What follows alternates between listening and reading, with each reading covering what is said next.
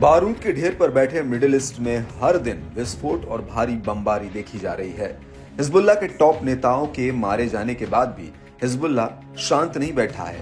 न ही समूह की ताकत में किसी तरह की कमी आई है, बल्कि हिजबुल्लाह अब अपनी दोगुनी ताकत से इजराइल पर हमलावर है। एक तरफ लड़ाके इजरायली बलों के साथ जमीनी संघर्ष में भिड़े हैं, दूसरी ओर लड़ाके इजरायली शहरों पर भी रॉकेट्स, मिसाइलों और ड्रोन से हमला कर रहे हैं। इससे इजराइल और हिजबुल्लाह के बीच तनाव बढ़ता जा रहा है। एक दूसरे से बदला लेने के लिए दोनों देशों में अघोषित युद्ध जैसे हालात पैदा हो गए हैं।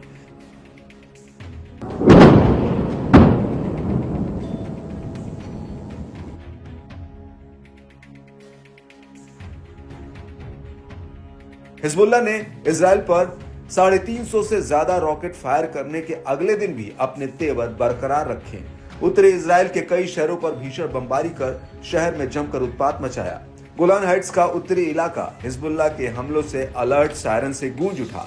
इजरायली सेना ने भी इजरायली हमलों की पुष्टि करते हुए कम नुकसान की बात कही, मगर हिजबुल्लाह ने दावा किया कि उसके लगातार हमलों से इजराइल को खासा नुकसान पहुंचा है। उसके लड़ाकों ने इजरायली सेना को बैकफुट पर धकेल दिया है।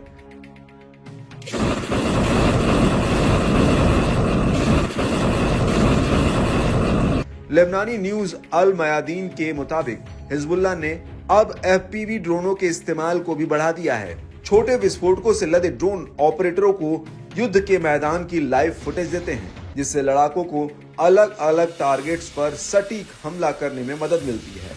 दावा है कि प्रतिरोध की ओर से किए गए 21 ऑपरेशंस में से 6 में एफपीवी ड्रोन का इस्तेमाल किया गया। लेबनानी समूह ने बताया कि उत्तरी इजराइल और दक्षिणी लेबनान में अलग अलग ठिकानों पर 3 एफपीवी ड्रोन दागे गए।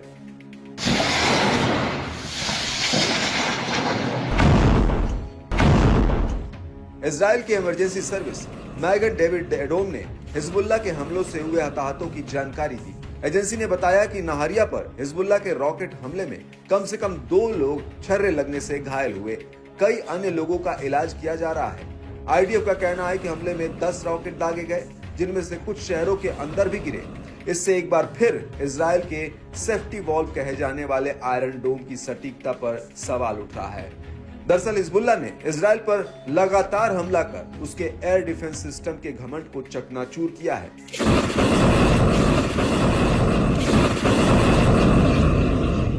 आईडीएफ का कहना है कि पहले लेबनान से पश्चिमी गैलिली में 10 रॉकेट दागे गए थे। इनमें से कई रॉकेट को हवा में ही इंटरसेप्ट कर रोक दिया गया था।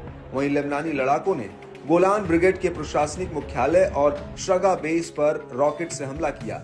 रॉकेट ने नहरिया शहर पर भी हमला किया। इसके अलावा रॉकेट हमलों ने अलग अलग इलाकों पर इजरायली सैन्य समूहों को निशाना बनाया। इसमें डेयर मिमास, कफर किला त्रिकोण और अवीम और मेरोन की बस्तियां शामिल हैं। इनमें लगातार 2 बार हमला किया गया।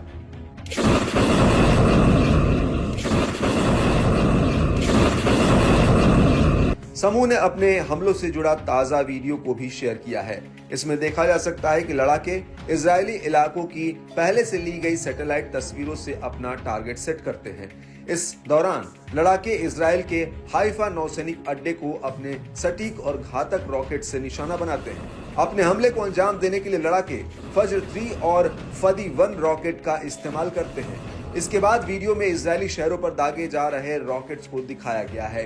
हाई स्पीड रॉकेट आग उगलते हुए इजरायली शहरों पर जबरदस्त हमला करते हैं। इससे इजरायली शहरों में भयंकर तबाही की तस्वीरें देखी जा सकती है, जिसमें कई इमारतें क्षतिग्रस्त हैं तो कई इमारतें रॉकेट के छर्रों से पटी हुई दिखती हैं।